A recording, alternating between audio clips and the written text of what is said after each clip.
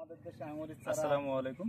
এই মুহূর্তে দেখতে পাচ্ছেন আমার হাতে একটি আঙ্গুর গাছ। এটা হচ্ছে গ্রাফটিং করা একটি আঙ্গুর গাছ, উন্নত রুটে, আমাদের দেশীয়। তো অনেকে বলেন যে উন্নত রুটের উপরে গ্রাফটিং না করলে আঙ্গুর চাষ হবে না, 5 বছর পর গাছ নষ্ট হয়ে যাবে, মারা যাবে। আপনারা সবাই গ্রাফটিং এর চারা তৈরি করে বাগান করেন। তো আপনাদেরকে আমি আজকে একটা হাতে মানে সরাসরি একটা উদাহরণ দিব, প্রমাণ দিব যে গ্রাফটিং এর গাছের সমস্যাগুলো কি কি। শুরুতেই আমি দেখাতে চাচ্ছি, এটা কিন্তু একটা উন্নত জাতের রুট এবং তার উপরে একটা উন্নত জাতের আপনার আঙ্গুর গাছ গ্রাফটিং করা। তো এখানে দেখতে পাচ্ছেন গ্রাফটিংটা সফল হলেও, গাছটা তৈরি হলেও, এই যে অংশে গ্রাফটিং করা শুধুমাত্র রুট এবং যে উন্নত জাতের উপরে গ্রাফটিং করা সেই শুধুমাত্র চামড়ার সাথেই এটা মানে যুক্ত হয়। কিন্তু ভিতরে যে দেখতে পাচ্ছেন যে ভিতরের যে অংশটা শক্ত অংশ, এটার সাথে কিন্তু এটা কখনোই জোড়া লাগে না। তো এর ফলশ্রুতিতে দেখা যায় এই গাছটা যখন বড় হবে, এক পর্যায়ে যখন এই গাছে ফল আসবে, তখন সেই গাছটা পর্যাপ্ত শক্তি না পাওয়ার কারণে আপনার ফলনে ব্যাহত হবে, গাছটা মারা যাওয়ার সম্ভাবনা থাকে, পর্যাপ্ত গাছে শক্তি থাকবে না, এমনকি এইটাতে কখনোই সাকসেস আসবে না। আপনারা আরো ক্লোজ করো, দেখো এই যে আপনি এইটা, হ্যাঁ এটা আমাদের দেশীয় গ্রাফটিং এর ক্ষেত্রে।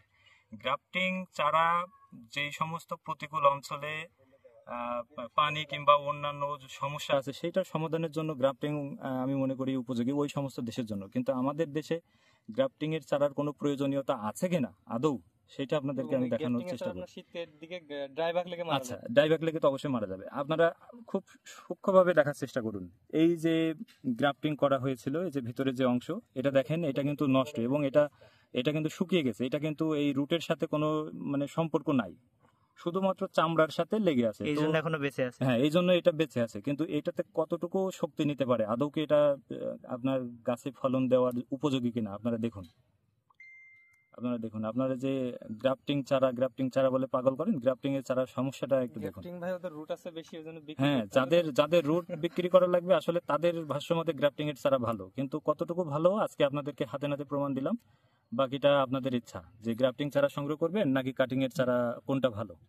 ঠিক আছে, তো আশা করি আপনাদের ধারণাটা আজকে থেকে পাল্টে যাবে। আপনারা যারা গ্রাফটিং এর চারা সংগ্রহ করেছেন তারা এই পরীক্ষাটা চালাতে পারেন, দেখবেন তাদের গাছেও ঠিক একই অবস্থা।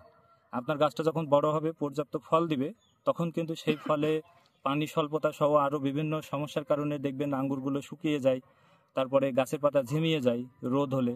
আসলে এরকম অনেক সমস্যার সম্মুখীন হবেন গ্রাফটিং এর চারার ক্ষেত্রে। তো এর বেশি কিছু বলতে চাই না, যারা বোঝার অলরেডি বুঝে গেছেন। তো আপনাদের যেটা ভালো লাগে আপনারা করবেন। তো ভালো থাকবেন, সুস্থ থাকবেন। আজকে এইটা দেখানোর উদ্দেশ্যেই আমি গাছটা আজকে তুলে ফেললাম। এটা যদিও অনেক দাম দিয়ে কেনা, একটা উন্নত রুটে উন্নত জাত।